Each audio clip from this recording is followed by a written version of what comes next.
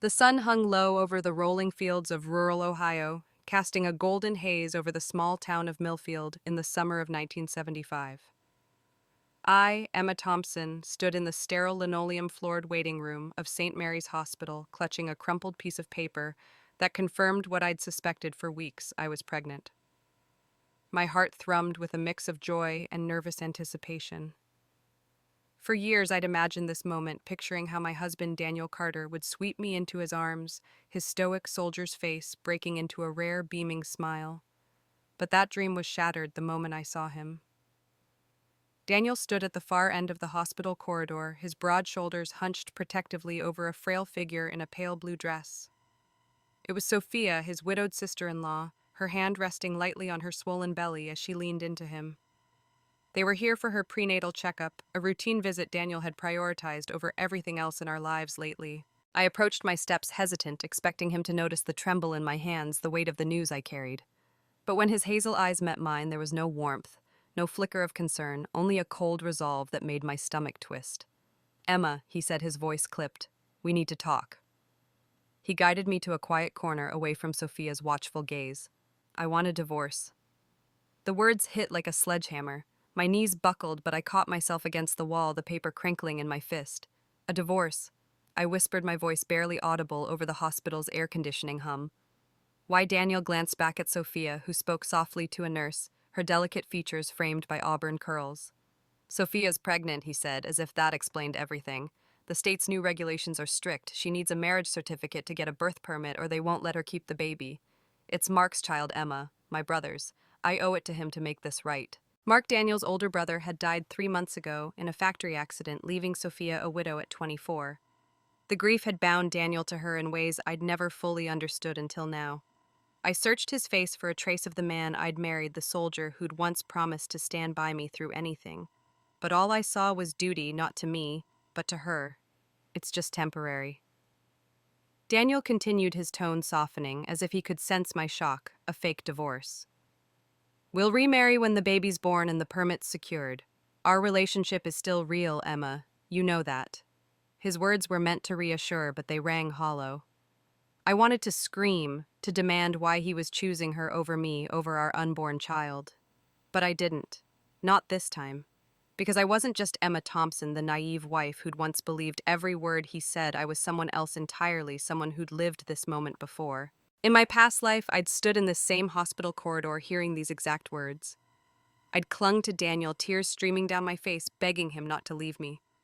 I'd threatened to harm myself, to use the baby growing inside me as leverage to keep our marriage intact. It worked in a way.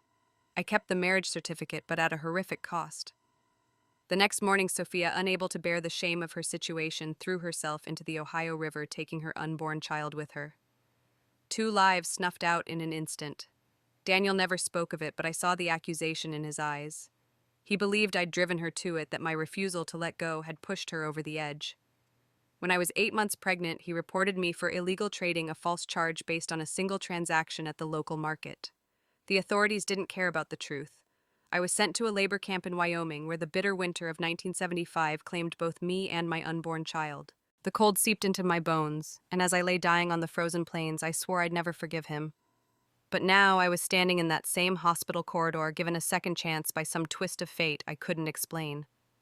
The paper in my hand felt heavier now, a reminder of the life I carried and the life I'd lost. I looked at Daniel, his face expectant, waiting for me to fight, to cry, to cling to him as I had before. But I wouldn't make the same mistake twice. "I understand," I said, my voice steady despite the storm. "I won't stand in the way if it's for Sophia and the baby." Daniel blinked, clearly caught off guard. "You're okay with this?" I forced a nod, swallowing the bile rising in my throat. "It's the right thing to do for the family." His shoulders relaxed and a faint smile tugged at his lips, one he couldn't quite hide. "Emma, you're terrific. I knew you'd understand. Once the baby's born, we'll go to the county clerk and remarry, I promise." The promise was a lie, and I knew it. But I didn't argue. I didn't need to. This time, I'd be the one to walk away.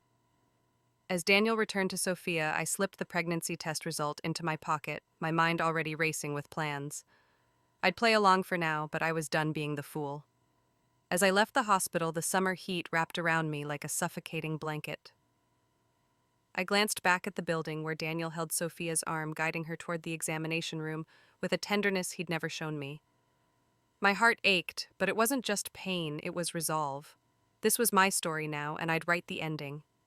Hey, if you're as gripped by Emma's journey as I am, hit that like button to show some love, drop a comment with your thoughts, and subscribe to our channel for more stories of resilience and redemption. Your support keeps these tales alive. The hospital's fluorescent lights buzzed faintly as I stood frozen in the corridor of St. Mary's, the echo of Daniel's words. I want a divorce, still ringing in my ears. It was July 1975, and the air carried the faint scent of antiseptic and summer dust. My hand rested on my stomach, where the faintest flutter of life stirred a secret I hadn't yet shared with anyone. But this wasn't my first time living this day. Like a whisper from the universe, a strange, warm pulse coursed through me, granting me a second chance to rewrite my story. In my past life, I'd fought tooth and nail to keep Daniel, only to lose everything. This time, I'd choose myself. Daniel stood before me, his military posture rigid, his hazel eyes flickering with guilt and impatience. Sophia, his widowed sister-in-law, hovered nearby, her pale hand resting on her pregnant belly as she watched us with a quiet intensity. Emma, it's just a formality, Daniel said, his voice low, almost pleading. We'll remarry after Sophia gets the birth permit. You're my wife in every way that matters. I studied him, searching for the man I'd fallen in love with 5 years ago, when he was just a young soldier stationed in Millfield. Back then, his quiet strength and rare smiles had seemed like promises of a shared future. But now I saw the truth, those smiles were never for me. They belonged to Sophia, the woman he'd been tending to ever since his brother Mark's death 3 months ago. The realization stung, but it also set me free. I agree, I said, my voice calm and deliberate. Let's get the divorce papers signed. Daniel's eyes widened as if he'd expected a fight. You're sure? He asked, his brow furrowing. He reached into his jacket and pulled out a manila envelope, the divorce papers neatly folded inside. I know you'd understand, but you're okay with this? I nodded, taking the envelope from his hands. My fingers brushed against his, and for a moment I remembered the warmth of his touch in better days. But those days were gone, buried in the ashes of my past life. It's for Sophia and the baby, I said, forcing a small smile.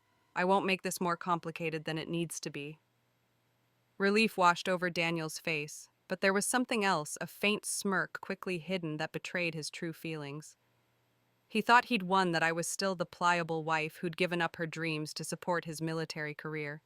He didn't know I was different now, sharpened by the pain of my previous life's end. I'd begged him to stay in that life, and it cost me everything. Sophia had thrown herself into the Ohio River the next morning, unable to face the shame of her unwed pregnancy. Daniel blamed me, and when I was 8 months pregnant, he accused me of illegal trading a lie that sent me to a Wyoming labor camp. There, in the dead of winter, I lost my child and my life frozen and forgotten on the windswept plains. But now I was back standing in this hospital corridor with a chance to do things differently. The weight of that knowledge steadied me as I tucked the divorce papers under my arm. I'll take these to the county clerk, I said, my tone even. You focus on Sophia's checkup. Daniel nodded, already turning back to her. Thanks, Emma. You're a good woman. We'll sort this out soon, I promise. The promise was empty, and I knew it. As I walked away, I caught a glimpse of him guiding Sophia into the examination room, his hand gentle on her elbow, his face soft with a tenderness I'd never known. My chest tightened, but I pushed the pain down. This wasn't about love anymore, it was about survival. Outside, the Ohio sun blazed, the heat shimmering off the asphalt parking lot. I headed toward the county clerk's office, a small brick building in the heart of Millfield. The divorce papers felt heavy in my hands, not because of their physical weight, but because of what they represented: the end of a marriage I'd once believed in, and the beginning of a life I'd forge on my own terms. The clerk, a gray-haired woman named Mrs. Jenkins, took the papers with a sympathetic glance. You sure about this, honey? She asked, peering over her glasses. I'm sure, I said, signing my name, Emma Thompson, with a steady hand. The ink dried quickly, sealing my decision. In my past life, I'd fought to keep that signature off these papers, leading to ruin. This time, I was choosing freedom. I left the clerk's office and stopped by the community clinic across the street. The waiting room was crowded, filled with the hum of conversation and the cries of a fussy toddler. I approached the receptionist, a young woman with a kind smile, and booked an appointment for an abortion. The decision was painful, but necessary. I couldn't bring a child into a world tied to Daniel's betrayal, not when I knew how this story ended. The receptionist scheduled me for the next week, her voice gentle as she handed me a confirmation slip. Walking home, I passed the military housing compound where we lived, a cluster of modest bungalows surrounded by dusty fields. Daniel's Jeep was parked outside, a stark reminder of his hypocrisy. He'd once refused to drive me to the hospital when I had a high fever, claiming the vehicle was for official use only. Yet there he was, chauffeuring Sophia without a second thought. The memory of my past life's pneumonia contracted after biking to the hospital in the rain fueled my resolve. I wouldn't let him control me again. The 6-mile walk home was grueling, the sun beating down on my shoulders, my cotton dress clinging to my sweat-soaked skin. But with every step I felt stronger, as if I were shedding the weight of my past mistakes. By the time I reached our bungalow, my mind was clear. I'd play Daniel's game for now until I could escape. The divorce would be finalized in 7 days, and then I'd be free to rebuild and reclaim the life I deserved. Inside the house was quiet, the air thick with Sophia's lavender perfume. She was lounging on the couch, a magazine in her hands, her pregnancy glow almost mocking in its radiance. I ignored her, heading to the kitchen to pour myself a glass of water. My reflection in the window caught my eye, pale, thin, with dark circles under my eyes from years of sacrifice. But beneath that worn exterior was a fire kindled by my rebirth, ready to burn away the past. I sat at the kitchen table, the divorce papers beside me, and began to plan. My parents in Chicago had warned me against marrying Daniel, a soldier with no prospects, but I'd been blinded by love. They'd sent me money and grocery coupons over the years, which I'd foolishly given to Daniel and Sophia. Those resources were still mine, hidden in a box under my bed. I'd used them to start over, to return to the city and the family I'd left behind. This time I'd listened to the warnings I'd once ignored. This time I'd save myself. The Ohio sun dipped below the horizon, painting the sky in hues of orange and pink as I trudged the final mile home from the county clerk's office in Millfield. The divorce papers were filed, and my signature was a bold declaration of my intent to break free from Daniel Carter's betrayal. The summer heat clung to my skin, my cotton dress damp with sweat, but my steps were fueled by a clarity I hadn't known in my past life. The weight of my pregnancy, confirmed just hours ago at St. Mary's Hospital, pressed against my thoughts, but so did the memories of what I'd endured before, memories that sharpened my resolve like a blade. In my previous life, I'd stood in this exact moment, July 1975, clutching the same hospital slip, believing Daniel's promises of a temporary divorce to secure a birth permit for his widowed sister-in-law, Sophia. I'd been naive, convinced his attentiveness to her was born of familial duty, not love. I'd given him everything, my heart, my savings, even the clothing coupons I'd scrimped for years to collect. All for him to pour them into Sophia's hands, dressing her in the latest styles, while I wore patched dresses, my frame wasting away from sacrifice. I'd told myself he pitied her, a young widow grieving his brother Mark's death. But now, reborn in this second chance, I saw the truth with brutal clarity. Daniel's heart had never been mine. As I approached our bungalow in the military housing compound, the faint hum of cicadas filled the air, mingling with the distant laughter of neighbors. The memory of my past life surged, vivid and raw. I remembered the nights Daniel and I shared, the way he'd insist on turning off the lights before we were intimate. In the darkness, his whispers of Sophia had echoed, passionate and fervent, a name I'd convinced myself was a slip of the tongue. But it wasn't. He never saw me in those moments, never me he loved. The realization was a fist to my chest, squeezing the air from my lungs. I'd spent 5 years married to a man whose tenderness was reserved for another, whose every glance at Sophia carried a warmth he'd never shown me. I pushed open the door, the hinges creaking softly. The living room was dim, the air thick with the scent of lavender. Sophia's perfume, a constant reminder of her presence in my home. She wasn't there now, likely at the hospital with Daniel, but her influence lingered like a shadow. I sank onto the couch, my hands trembling as I set the divorce papers on the coffee table. My mind replayed the past piece by painful piece. Daniel's military stipends meant to support our household had gone to Sophia. The coupons I'd saved for a new dress, dreaming of a rare moment to feel beautiful, had been handed over to her without a second thought. I'd consoled myself thinking it was temporary, that he was helping a grieving widow. But when Sophia's pregnancy was announced and Daniel demanded a divorce, I'd fought with everything I had, believing I was saving our marriage. It was the cruelest mistake of my life. In that past life, my refusal to divorce had driven Sophia to despair. She'd thrown herself into the Ohio River, her unborn child lost with her. Daniel's silence had been deafening, but his eyes accused me, blaming me for her death. When I was 8 months pregnant, he reported me for illegal trading, a fabricated charge based on a single market transaction. The authorities didn't question it. I was sent to a labor camp in Wyoming, where the winter of 1975 stole my child and my life. The truth had crystallized as I lay dying on the frozen plains. Daniel had always loved Sophia. I'd been a fool, a placeholder, a means to an end. Standing in this reborn moment, I felt the weight of that truth and the power of my second chance. I didn't know how or why I'd been brought back, divine mercy or some cosmic glitch, but I wouldn't waste it. I moved to the kitchen, pouring myself a glass of water from the chipped pitcher on the counter. The cool liquid soothed my parched throat, grounding me in the present. I wasn't the same Emma Thompson who'd begged for Daniel's love. I knew someone who saw through his lies and refused to be broken again. Outside the compound was quiet, the other military wives tending to their evening routines. I thought of the years I'd spent trying to fit in and be the perfect soldier's wife, always putting Daniel's needs above mine.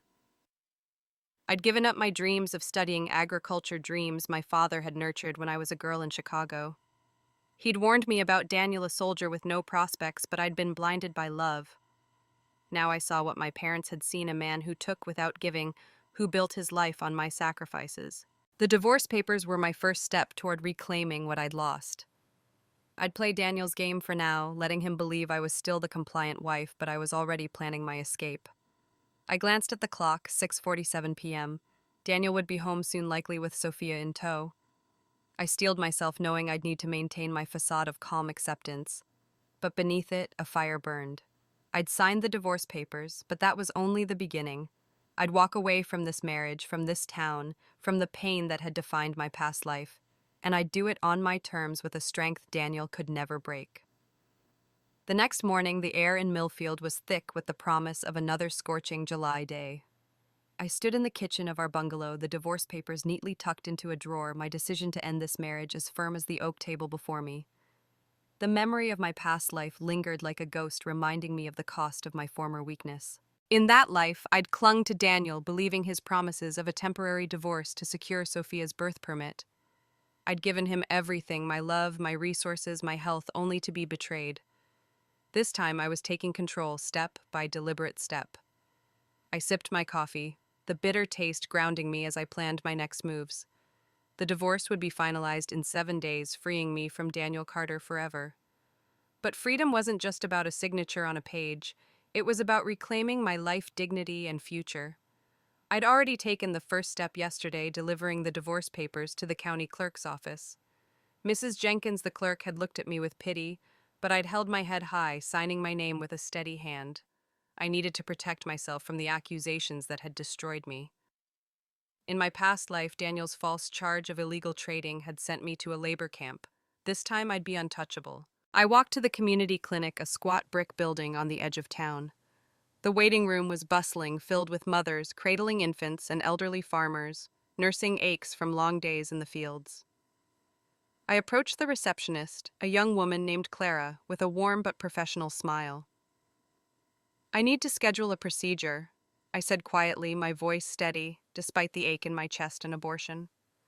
Clara's eyes softened, but she didn't pry. She handed me a form, and I filled it out.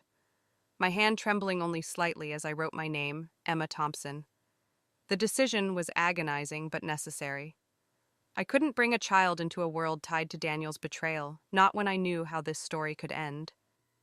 The appointment was set for the following week, and I slipped the confirmation slip into my pocket, a quiet promise to myself that I'd protect my future. I saw Daniel's military jeep pulling into the hospital parking lot across the street as I left the clinic. Sophia sat in the passenger seat, her auburn hair catching the sunlight, her hand resting on her belly. Daniel climbed out, his movements quick and attentive as he opened her door, guiding her with a gentleness that twisted my heart. I remembered the time I'd had a high fever burning up at 103 degrees, begging him to drive me to the hospital. He'd refused, citing regulations about using the jeep for official business only. I'd biked 6 miles in the rain, my lungs searing with every pedal, only to develop pneumonia that lingered for months. Yet here he was, chauffeuring Sophia without hesitation. The hypocrisy was a bitter pill, but it fueled my resolve. I walked home the 6 mile trek under the blazing Ohio sun, leaving my dress soaked and my shoes worn thin. Each step was a declaration of my independence, a refusal to let Daniel's lies define me. When I reached the military housing compound, my body ached, but my mind was sharp. The bungalows stood in neat rows, their whitewashed exteriors hiding the dramas. I passed Mrs. Wilson, the political officer's wife, who offered a sympathetic nod. I forced a smile, knowing I'd need allies soon.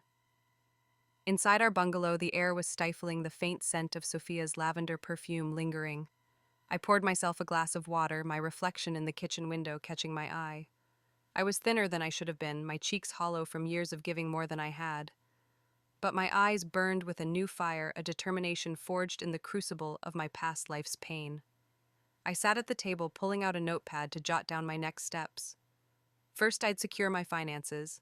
My parents in Chicago had sent me money and grocery coupons over the years, which I'd foolishly given to Daniel and Sophia. Those were still mine, hidden in a small box under my bed. I'd retrieve them tonight and use them to fund my escape. Second, I'd need to protect my reputation. In my past life, Daniel's accusation of illegal trading had come after I'd sold my job at the local store to a friend, a common practice in Millfield. The shop manager had twisted it into a crime, reporting me to the authorities. I'd sell my position carefully this time, ensuring no one could use it against me. I'd visit the store tomorrow, offering my clerk job to a trusted coworker for cash. It wasn't much, but it would be enough to start over. The front door opened as I wrote, and Daniel's voice cut through the silence. "Emma, you home?" His tone was casual, as if he hadn't just requested a divorce yesterday. I tucked the notepad away, steeling myself as he entered the kitchen, Sophia trailing behind him. She looked radiant, her pregnancy glow almost infuriating in contrast to my exhaustion. "Everything went okay with the clerk?" Daniel asked, his eyes flicking to the drawer where I'd stashed the divorce papers. "All set," I said, my voice calm. "The papers are filed." "It should be finalized in a week," he nodded, relief flashing across his face. "Good. And, let's keep this quiet, okay? Sophia's fragile. Rumors could upset her." I bit back a retort, nodding instead. "Of course. I understand." Sophia smiled faintly, her eyes gleaming with something I couldn't quite place, triumph perhaps. "Thank you, Emma," she said, her voice soft but laced with condescension. "You're so understanding." I forced a smile, my stomach churning. They thought they had me under control, but they were wrong. I'd play their game for now until I could walk away for good. As they settled into the living room, Daniel's arm draped protectively around Sophia. I slipped into my bedroom, locking the door behind me. I pulled the box from under the bed, my fingers tracing the envelopes of cash and coupons my parents had sent. These were mine, and they'd carry me to a new life. For the first time in years, I felt a spark of hope, a promise that I'd write my own ending this time.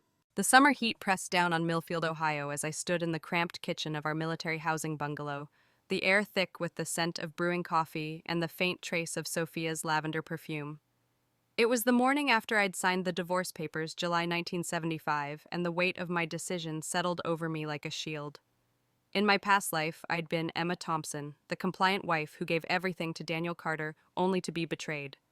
I'd fought to keep him, sacrificing my dignity and ultimately my life in a Wyoming labor camp. But now, reborn with a second chance, I was done playing the fool. Today, I'd take another step toward freedom and do it with defiance. The divorce papers were safely filed at the county clerk's office, and I'd scheduled an abortion at the community clinic, a painful but necessary choice to sever ties with a man who'd never truly loved me. As I sipped my coffee, the bitter taste mirrored the resolve hardening in my chest. Daniel and Sophia thought they could manipulate me, but they were wrong. I'd play their game for the 6 days until the divorce was finalized, but I'd do it on my terms. The front door creaked open, and Daniel's footsteps echoed through the house. "Emma," he called, his voice carrying that false warmth I'd once mistaken for love. I set my mug down, bracing myself as he entered the kitchen, Sophia trailing behind like a shadow. She wore a new floral dress, likely bought with my clothing coupons, her auburn curls framing a face glowing with pregnancy and smug confidence. Daniel, in his crisp military uniform, carried a slab of fatty pork, wrapped in butcher paper that cost half my monthly wages from the local store. "Cook this for dinner," he said, shoving the meat into my hands without a glance. "Sophia loves braised pork. I already got the rice." I stared at the pork, my fingers tightening around the package. In my past life, I'd have obeyed without question, slaving over the stove to feed them while I went hungry.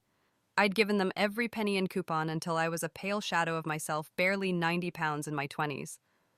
But not today. I set the meat on the counter, my voice calm but firm. "I'll cook it, but I'm eating first." Daniel's brow furrowed and Sophia's smile faltered. "What's that supposed to mean?" he asked, his tone sharp. I didn't answer. Instead, I moved to the stove, slicing the pork deliberately, the knife glinting under the kitchen light. The aroma of sizzling meat filled the air as I braised it, adding soy sauce and spices from my dwindling pantry. When it was done, I carried the steaming dish to the living room where Daniel and Sophia sat at the dining table, dishes and utensils laid out for two.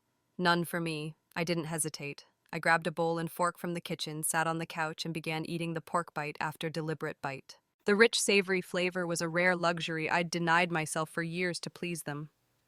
Daniel's jaw dropped, his fork frozen midway to his mouth. "Emma, what the hell are you doing?" He snapped, his face reddening. "How can you eat by yourself? We haven't even started." "That's selfish." I met his gaze, my expression cold. Selfish? In my past life, I wasn't selfish enough. I gave you everything, my money, my coupons, my health. I starved so you could feed her. I nodded toward Sophia, whose eyes widened in shock. "Not this time. This is mine." The room fell silent, the only sound the hum of the electric fan. Sophia's lips parted, but no words came. Daniel stood his chair, scraping against the floor. "You're out of line, Emma," he growled, but there was a flicker of unease in his eyes, as if he sensed the shift in me. I didn't care. For the first time in years, I felt full, not just from the food, but from the power of reclaiming what was mine. Daniel stormed out, muttering about getting food from the canteen. I finished the pork, and every bite was a rebellion against the woman I'd been. When he returned with two meager vegetable dishes, the cheapest the canteen had since he'd used up his coupons on Sophia, I ignored him, washing my bowl in the sink. Sophia sat quietly, her earlier smugness replaced by a wary glance. They ate silently, and I returned to my bedroom, locking the door behind me. In the dim light, I knelt by the bed and pulled out a small wooden box, its edges worn from years of hiding. Inside were the envelopes my parents had sent from Chicago cash grocery coupons and letters urging me to come home. I'd ignored them in my past life, blinded by my love for Daniel, a soldier with no prospects, who'd charmed me with promises of a shared future. My father had been furious, cutting contact when I chose to stay in Millfield. Now those envelopes were my lifeline. I counted the money, $200 enough to start over, and tucked the box into my suitcase, hiding it in the closet. Tomorrow I'd sell my job at the store, ensuring no one could accuse me of illegal trading as Daniel had in my past life. As I lay in bed, the ceiling fan whirring above, I thought of the 6 miles I'd walked home yesterday, the sun burning my skin, while Daniel drove Sophia in his Jeep. The memory of my past life's pneumonia, contracted after a similar trek in the rain, fueled my anger. But anger wasn't enough. I needed action. I'd use these final days in Millfield to secure my escape, to build a future where Daniel and Sophia had no power over me. For the first time, I felt the weight of my rebirth, not as a burden, but as a gift, a chance to rewrite my story with courage and defiance. The morning sun filtered through my bedroom curtains in the Millfield military housing compound, casting soft shadows across the hardwood floor. It was day 3 of the 7-day wait for my divorce from Daniel Carter to be finalized, and each moment brought me closer to freedom. In my past life, I'd been Emma Thompson, the wife who gave everything to a man who loved another, only to lose my child and my life in a Wyoming labor camp. But now, reborn in July 1975, I was carving a new path where I'd never again be a victim of Daniel's betrayal. I rose early, the house quiet except for the distant clatter of dishes in the kitchen. Daniel and Sophia were likely still asleep, their late-night whispers carrying through the thin walls. I dressed quickly, choosing a simple blouse and skirt, and my worn shoes reminded me of the sacrifices I'd made for them. Yesterday's act of defiance, eating the braised pork alone, had shaken them, and I could sense their unease. But I wasn't done. Today I'd take another step toward cutting ties with this life. I slipped out of the house, clutching a small envelope with a letter I'd written last night. It was addressed to my parents in Chicago, admitting my divorce and asking for a letter of recommendation to return home. In my past life, I'd ignored their warnings about Daniel choosing love over reason. My father had sent a telegram disowning me, and I'd been too stubborn to reach out. Now I knew better. They were my anchor, and I needed them to rebuild. I dropped the letter in the mailbox at the compound's entrance, the metal clank a small but significant act of reconnection. My next stop was the local store where I worked as a clerk, a modest shop on Main Street stocked with canned goods and household basics. The bell above the door jingled as I entered, and my coworker Betty looked up from the counter. "Emma, you're early," she said, her smile fading as she noticed my expression. I took a deep breath, knowing this was a risk. In my past life, selling my job had led to Daniel's false accusation of illegal trading, sending me to the labor camp. This time, I'd be careful. "Betty, I'm leaving Millfield," I said, keeping my voice low. "I need to sell my position, $50 cash. You've always wanted more hours." Her eyes widened, but she nodded. "You sure?" "What about Daniel?" "He's not my concern anymore," I said firmly. "This is between us. No one else needs to know." Betty hesitated, then pulled out a small wad of bills from her purse. "Deal. I'll tell the manager I'm taking your shifts." We shook hands, and I pocketed the money, relief washing over me. The transaction was clean, untraceable. No one could twist it into a crime this time. I left the store. The $50 was a small but crucial step toward independence. As I returned to the compound, the summer heat rising with the sun, I passed the community center where military wives gathered. Mrs. Wilson, the political officer's wife, waved me over. "Emma, you look tired," she said, her eyes kind but probing. "Everything okay at home?" I forced a smile, knowing I needed to keep up appearances. I said I was adjusting to some changes. Daniel's been busy with Sophia. She nodded, her expression tightening. He's been spending a lot of time with her. Too much, if you ask me. Her words were a quiet validation, a reminder that I wasn't alone in seeing Daniel's favoritism. I thanked her and continued home, my mind racing with plans. When I entered the bungalow, Sophia was lounging on the couch, a magazine in her hands, her pregnancy glow stark against my own pallor. Daniel stood in the kitchen, sipping coffee. "Where were you?" he asked, his tone casual but edged with suspicion. "Running errands," I said, meeting his gaze. "The divorce papers are on track. I made sure the clerk was handling it quietly like you asked." His shoulders relaxed, but Sophia's eyes narrowed. "You're being awfully cooperative, Emma," she said, her voice dripping with condescension. "I hope you're not planning anything foolish." I ignored her, moving to the kitchen to pour myself water. Daniel followed, his voice low. "Emma, we're still family. Don't make things more complicated than they need to be. Sophia's fragile. Can you make her some eggs tomorrow? She's been looking thin." I glanced at Sophia, her cheeks rosy and her frame far from frail. A laugh escaped me, sharp and cold. "We're not family, Daniel. We're divorced, or will be in a few days. I'm not your maid." His face darkened, but Sophia called him back to the living room before he could respond. I retreated to my bedroom, locking the door. Kneeling by the bed, I pulled out the wooden box containing my parents' envelopes, $200 grocery coupons, and their letters. I added the $50 from Betty, tucking it all into a hidden pocket in my suitcase. These were my lifeline, my ticket to Chicago, where I'd rebuild with my family's support. As I lay in bed, the ceiling fan humming above, I thought of my past life's end, freezing in Wyoming, my unborn child lost to Daniel's betrayal.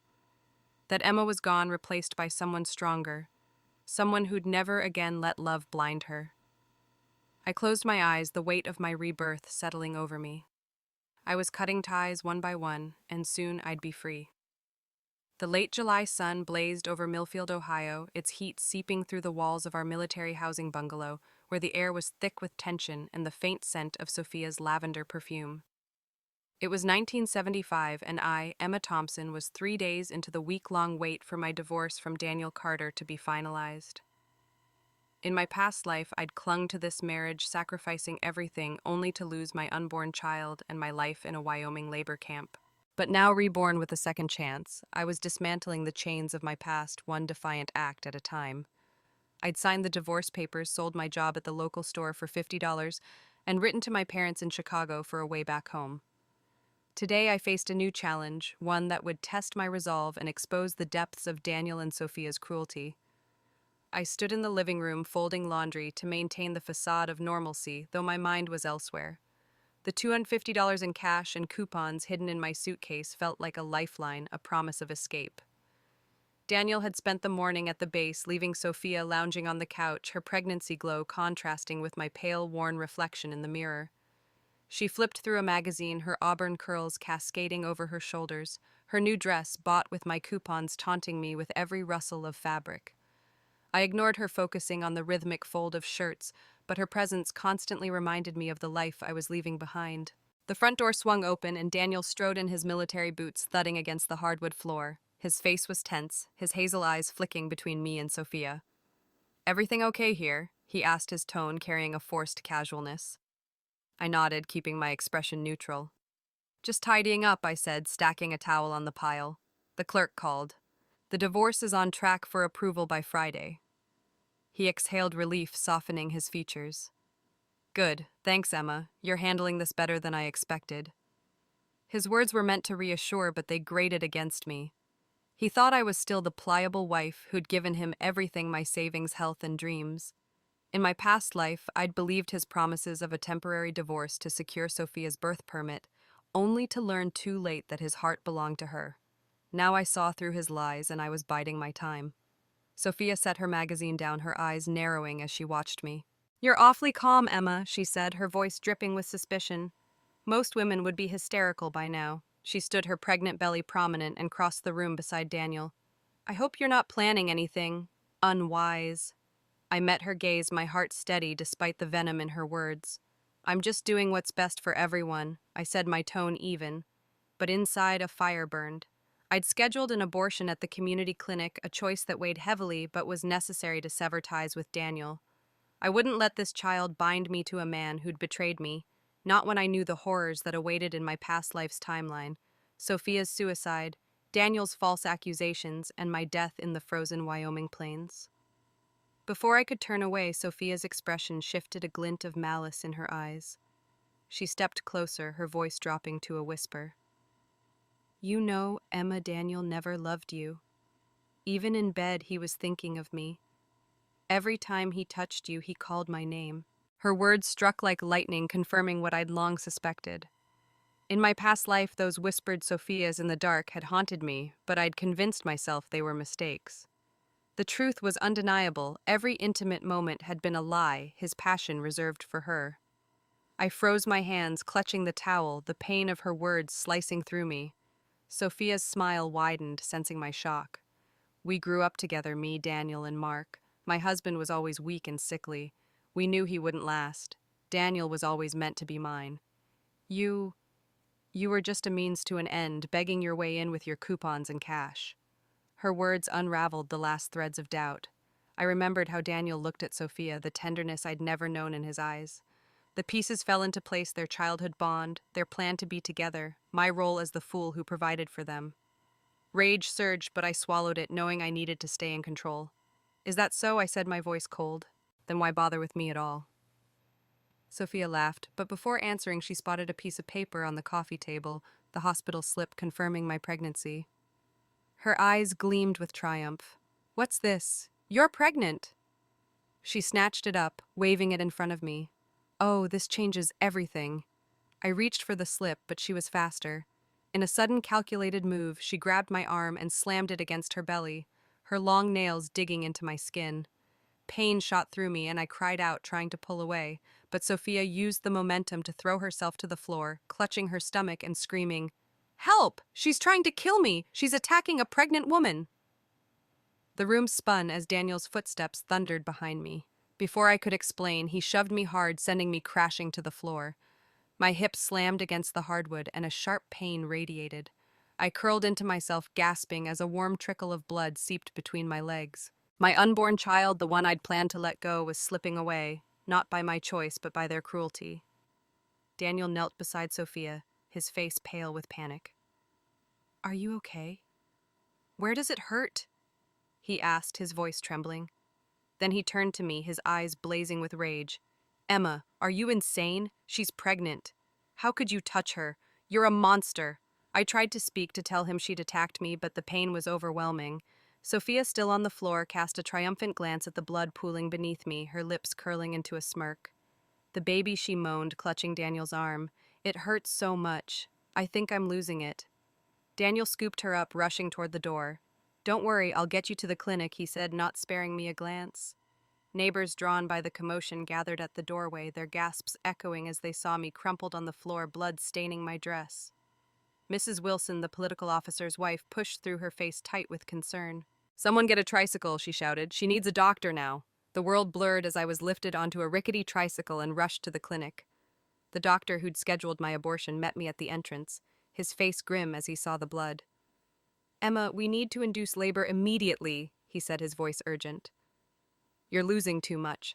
I'm sorry, but the baby's gone. I clutched his arm, my voice weak. Please do it now, please. As they wheeled me into the operating room, a single tear slipped down my cheek. The anesthesia took hold, and I closed my eyes, the pain of loss mingling with the resolve to survive. Whatever tied me to Daniel was breaking. Though it hurt, it was also my liberation. The hospital room was cold and sterile, the beeping of a monitor the only sound as I lay recovering from the loss of my pregnancy. It was July 1975, and the pain in my body was matched only by the fire in my heart. I, Emma Thompson, had been reborn with a second chance to escape the betrayal of my husband Daniel Carter and his sister-in-law, Sophia. In my past life, their lies had cost me everything: my child, my life, my dignity. But now, 4 days into the wait for our divorce to be finalized, I was fighting back. The miscarriage, triggered by Sophia's cruel setup, was a wound, but it also sharpened my resolve. I wouldn't let them destroy me again. I spent 2 days in the hospital alone with no visitors. The nurses were kind but distant, their pitying glances a reminder of my isolation. As I regained my strength, I pieced together my next steps. The $250 in cash and coupons hidden in my suitcase, the letter sent to my parents in Chicago, and the sale of my job at the store were my foundation for escape. But I needed more. I needed justice. Daniel and Sophia had framed me for attacking her, twisting their betrayal into my shame. I wouldn't let them get away with it. On the day of my discharge, I walked toward the hospital's exit, my steps slow but determined. As I passed the prenatal exam room, I overheard voices: Daniel's mother, Margaret, and Sophia. Curiosity pulled me closer, and I lingered outside the door, hidden by a curtain. The doctor's voice was clear. The baby's healthy, Mrs. Carter, 2 months and 3 days along. You can go home. My heart stopped. 2 months and 3 days, Daniel's brother Mark had died 3 months ago in a factory accident. Sophia had claimed her child was his, but the timeline didn't add up. The baby was Daniel's. The realization hit like a thunderbolt, confirming what I'd suspected: their affair had been planned long before Mark's death. I slipped into the exam room after they left, my pulse racing. The medical record lay on the desk, and I tore off the section with the pregnancy date, tucking it into my pocket. This was my weapon, my proof. I left the hospital, the summer heat wrapping around me, as I returned to the military housing compound. The bungalows stood in neat rows, their whitewashed facades hiding the secrets within. As I approached our house, Margaret stood in the doorway, her face a mask of disdain. You're divorced from Daniel, she snapped, pointing to a red divorce certificate on the table. Take your things and get out. My luggage was strewn across the floor, a careless pile of my belongings. In my past life, Margaret had taken my coupons and cash, profiting from my sacrifices while treating me like a servant. Now she thought she could discard me. I wouldn't go quietly. I dropped to the floor, bursting into loud, dramatic sobs. Fine, I'll leave, I wailed, my voice carrying through the open door. But not before you return every penny, every coupon you've taken from me all these years. Neighbors gathered, drawn by my cries. Mrs. Wilson pushed through, her eyes wide. What's going on, Emma? She asked, her voice laced with concern. I stood, tears streaming down my face, and pointed at Margaret. Ask her I worked at the store earning $30 a month, but I'm skin and bones because Daniel gave $50 to Sophia every month. Look at her new dresses glowing while I'm in rags. The crowd murmured, their gazes shifting to Sophia, who stood behind Margaret, her cheeks flushed. She's lying, Margaret shouted, her face turning from pale to green. She's just bitter because she cheated on Daniel. The accusation stung, but I was ready. Cheated. Then explain why I'm the one starving while Sophia wears my coupons. I turned to the crowd, my voice rising. You all see it. I gave everything to this family, and they threw me out. Mrs. Wilson stepped forward, her voice firm. Emma's right. Sophia's been flaunting new clothes while Emma's barely got shoes. And Daniel's always with her, not his wife. The other wives nodded, their indignation growing. Margaret stammered, trying to defend herself. I was saving Emma's money for her. She's young, doesn't know how to manage it. Then give it back, I said, holding out my hand.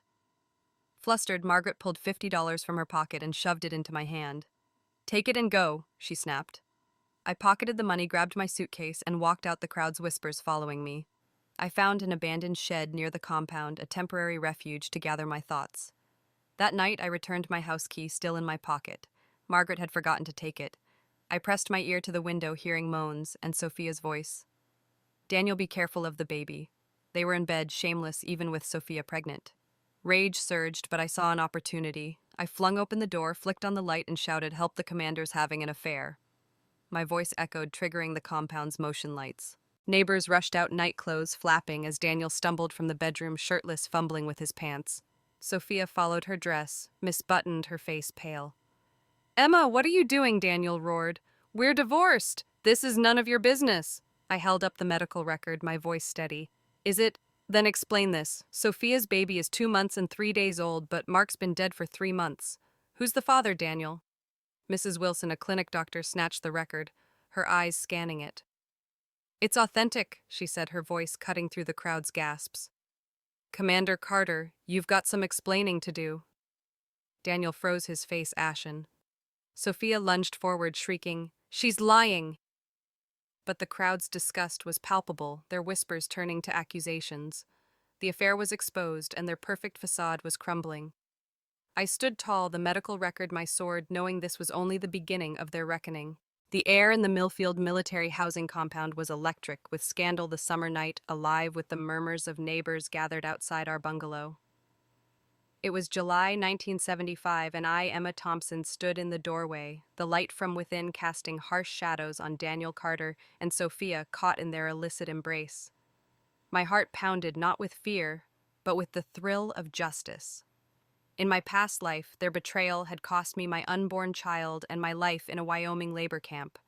But now, reborn with a second chance, I'd expose their affair with a single piece of evidence, Sophia's medical record proving her baby, 2 months and 3 days along, was Daniel's, not his late brother Mark's. The crowd's gasps echoed as Mrs. Wilson, the political officer's wife and a clinic doctor, confirmed the record's authenticity, her voice slicing through the humid Ohio air. Daniel stood frozen, his shirtless torso gleaming with sweat, his pants half-buttoned in his haste to cover himself. Sophia, her floral dress misaligned, clutched his arm, her face pale with panic. "She's lying," she shrieked, lunging toward me as if to snatch the medical record from my hand. "It's not true. You're trying to ruin us?" I stepped back, holding the paper high, my voice steady despite the chaos. "Ruin you. You've done that yourselves. Mark's been dead 3 months, Sophia. Your baby is 2 months along. Explain that to everyone here." I turned to the crowd, wives, soldiers, children, their eyes wide with shock and disgust. Daniel's been sneaking around with his brother's widow, and they tried to pin their shame on me. Mrs. Wilson handed the record to another wife who passed it through the crowd, each glance fueling their outrage. "It's real?" Mrs. Wilson said, her tone authoritative. "I've seen these forms 100 times. Commander Carter, you've violated military marriage regulations. This is a disgrace." Daniel's face crumpled, his usual confidence shattered. "It's not what it looks like," he stammered, his voice weak. "Emma's twisting everything. Sophia and we only got together after the divorce was filed." I laughed, the sound sharp and cold. "After you were calling her name in our bed for years, Daniel. You planned this long before Mark died." I turned to the crowd, my voice rising. They framed me for attacking Sophia, caused my miscarriage, and spread lies that I cheated. But this record proves the truth. They've been together all along. The wives gasped, their whispers turning to accusations. "Shameless," one called. "Poor Emma, look at her skin and bones while Sophia's in new dresses." Another added, pointing at Sophia's lavish outfit, which was bought with my coupons. The crowd's anger shifted to Daniel and Sophia, their perfect facade crumbling under the weight of their lies. Sophia's eyes darted, her composure unraveling. "You're a liar, Emma," she screamed, her voice cracking. "You're jealous because Daniel loves me." But her words fell flat, drowned by the crowd's disdain. A soldier's wife, Mrs. Jenkins, stepped forward, her face stern.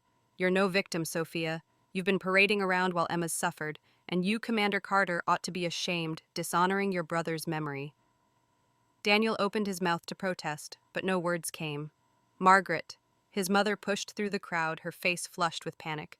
"Enough," she shouted. "This is a private matter. Go back to your homes." But the crowd didn't budge, their eyes fixed on the unfolding drama. Margaret turned to me, her voice low and pleading.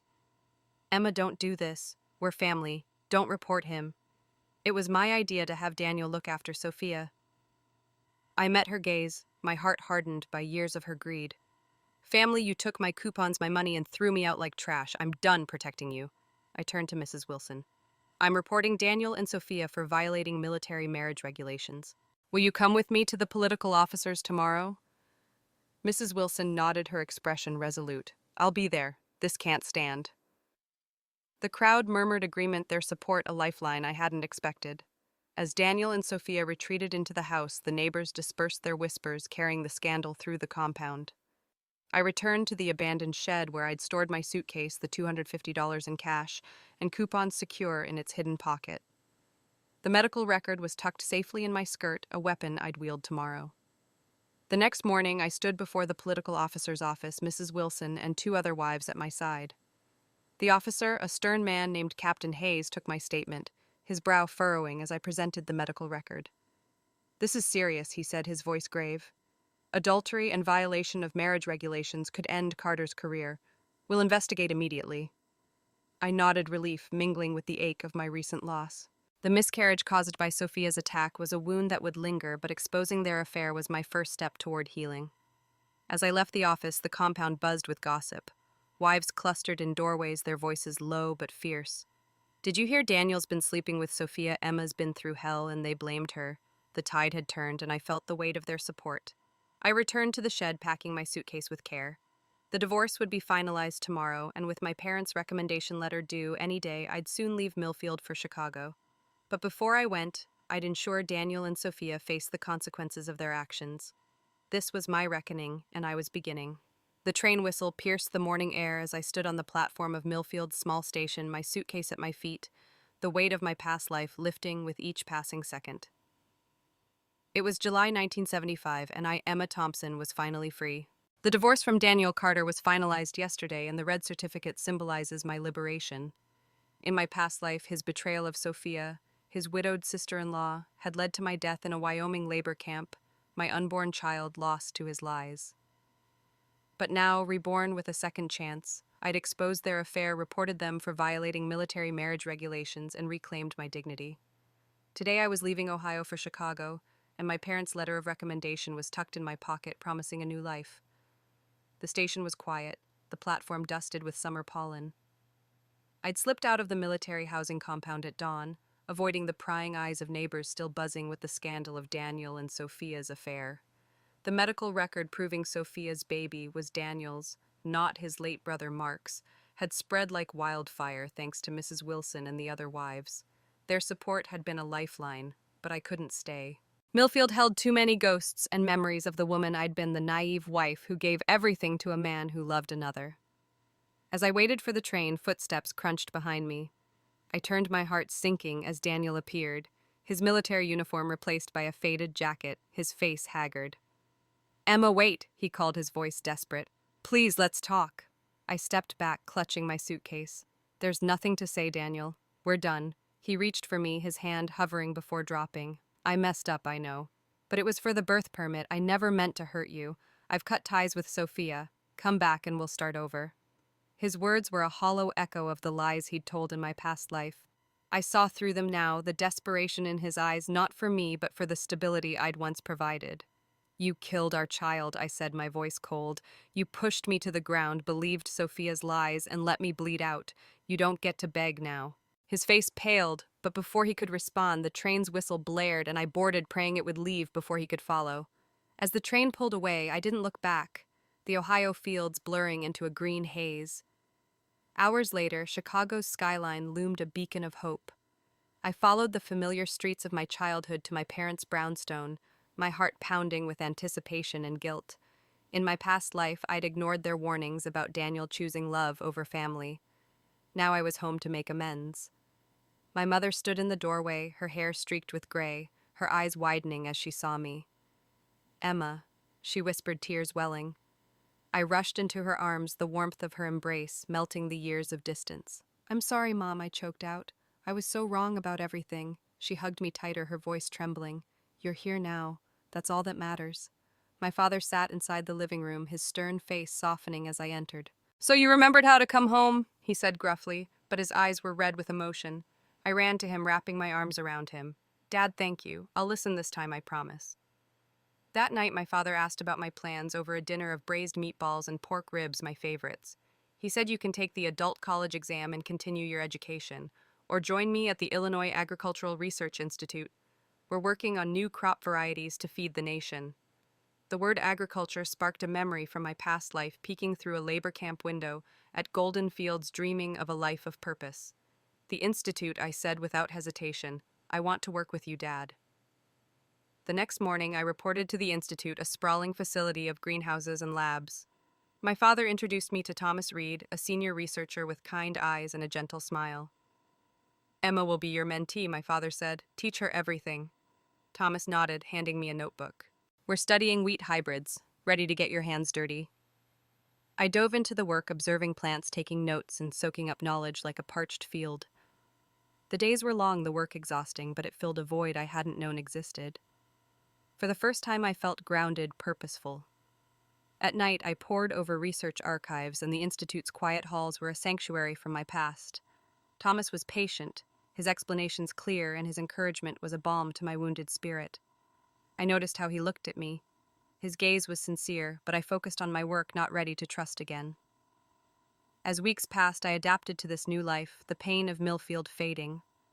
The letter of recommendation had opened the door, but my effort kept it open. I was no longer the pale, broken woman who'd loved Daniel. I was Emma Thompson, reborn, building a future on my own terms. The fields of Chicago stretched before me, vast and full of promise, and I knew I'd never look back. The autumn breeze carried the scent of freshly turned soil through the Illinois Agricultural Research Institute, where I, Emma Thompson, stood among rows of experimental wheat, my notebook filled with observations. It was October 1975, 3 months since I'd left Millfield, Ohio, and the toxic marriage to Daniel Carter behind. In my past life, his betrayal of Sophia, his widowed sister-in-law, had led to my miscarriage and death in a Wyoming labor camp. But now, reborn with a second chance, I'd exposed their affair, reported them for violating military marriage regulations, and returned to Chicago to rebuild with my family. Here at the Institute, I was finding purpose, a new life rooted in the soil I studied. My days were a whirlwind of activity, analyzing crop yields, testing hybrid strains, and learning from my mentor, Thomas Reed. His patient guidance and warm smile had become steady, though I kept my focus on work, wary of trusting too soon. The Institute's greenhouses buzzed with possibility, their glass walls reflecting the golden light of dawn as I arrived each morning, eager to contribute. My father, a senior researcher, had secured my position, but my dedication earned my place. I spent evenings in the archives poring over decades of agricultural data, each page a step toward mastering a field I'd once dreamed of as a girl. Chicago had welcomed me back like a long-lost daughter. My parents' brownstone was a haven, their love a balm to the wounds of my past. My mother's home-cooked meals, braised meatballs, pork ribs filled the table, and my father's stern but tender encouragement pushed me forward.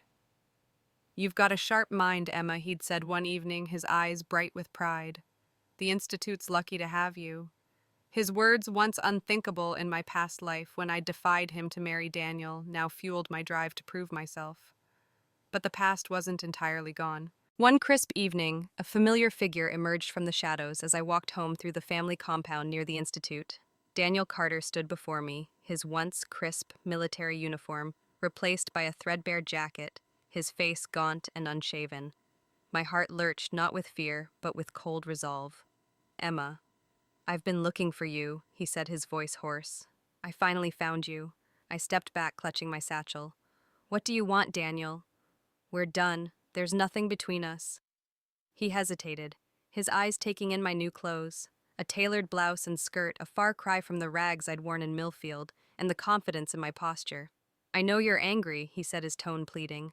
"But I only divorced you for the birth permit. I've cut ties with Sophia. I'm here to bring you home." The audacity of his words ignited a fire in my chest.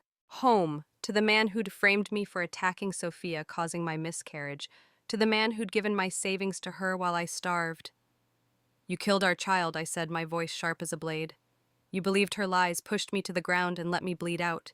You don't get to crawl back now." His face crumpled, but I saw no remorse, only desperation. Before he could respond, footsteps approached and my father appeared, his face a mask of fury. "Who's this?" he demanded, his eyes narrowing at Daniel. "Daniel Carter," I said, my voice steady. "My ex-husband." Daniel's eyes widened, recognizing my father's authority. "Sir, I'm your son-in-law," he stammered, dropping to his knees. "There was a misunderstanding. My mother forced me to help Sophia after my brother died. I never meant to hurt Emma. I want her back." My father's face darkened, his voice cold. "You're no son-in-law of mine. You betrayed my daughter, got another woman pregnant, and caused her miscarriage. You're trash." He turned to me, his gaze softening. "Emma, is this man harassing you?" I nodded, my heart swelling with gratitude. "Yes, Dad, he won't leave me alone." My father called the compound's guards, two burly men who appeared instantly. "Remove him," he ordered. "He's not welcome here." The guards seized Daniel, dragging him away as he shouted apologies, his voice fading into the night. I later learned from Mrs. Wilson, who'd transferred to Chicago, that Daniel had been expelled from the military and discharged in disgrace after the affair scandal. He was a jobless nobody, now chasing a connection to my father's influence. The next day, Thomas Reed approached me at the Institute, his expression hesitant but warm. "Emma, I heard what happened," he said, his brown eyes sincere. I like you. I want to take you out sometime if you're open to it."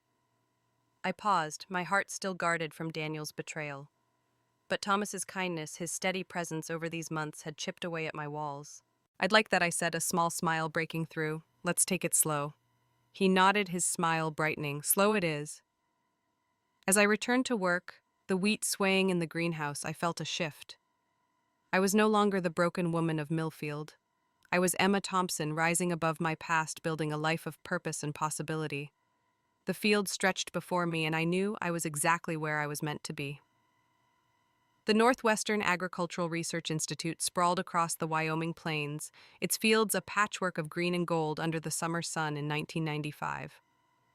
I, Emma Thompson, stood among the rows of newly developed wheat, my clipboard filled with data from our latest trials. At 50, I was a renowned agricultural scientist, synonymous with breakthroughs that fed millions across America. My life was far from the one I'd lived in 1975, when Daniel Carter's betrayal had nearly destroyed me. In my past life, I'd died in a Wyoming labor camp, my unborn child lost to his lies. But now, reborn and redeemed, I'd built a legacy of resilience and purpose. The journey hadn't been easy. After leaving Millfield, I'd thrown myself into work at the Illinois Agricultural Research Institute, mentored by Thomas Reed, who became my husband in 1977.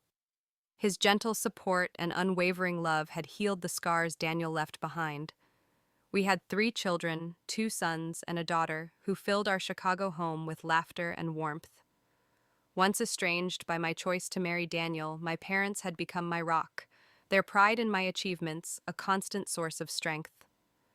My father, now retired, still visited the institute, beaming as I presented new crop varieties.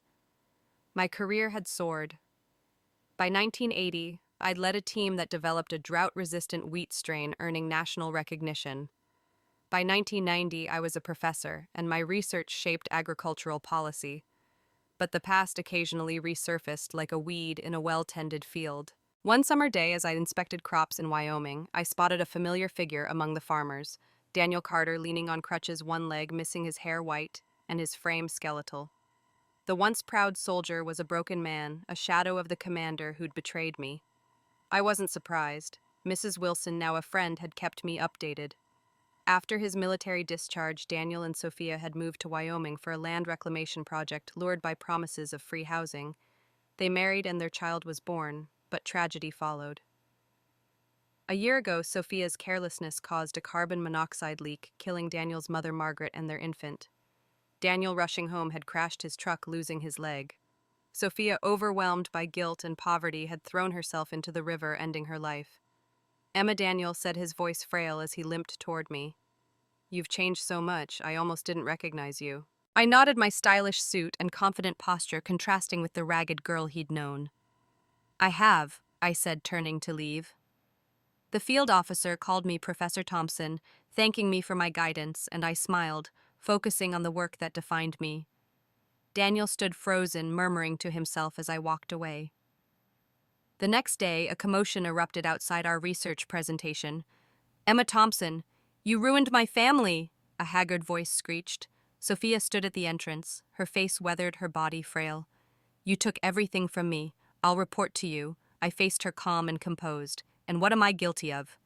Your life fell apart because of your choices, not mine. She ranted, blaming me for Daniel's rejection, job loss, and misery. When arriving for our presentation, city officials overheard her slander and called security. Sophia's history of negligence gave them grounds to fire her. Released from custody, she learned of her termination and in despair drowned herself in the river. Daniel, hearing of her death, smiled bitterly, believing himself free. He tried to pivot to agriculture, chasing my path, but he could never match my achievements. My name appeared in newspapers, leading seminars developing wheat breeds, while he remained a footnote, a man broken by his deceit. At 80 in 2025, I lay on my deathbed in Chicago, surrounded by my children, grandchildren, and students. My hands clutched medals earned over decades of service to agriculture, each a testament to a well-lived life. I dedicated myself to feeding a nation, found love with Thomas, and raised a family who carried my legacy. As my vision blurred, I saw my past self dying on the Wyoming plains. I smiled, knowing I'd fulfilled her dreams. Closing my eyes, I felt peace. I hadn't wasted a year on those who didn't deserve me. My life was complete, a story of triumph over betrayal written in fields of gold.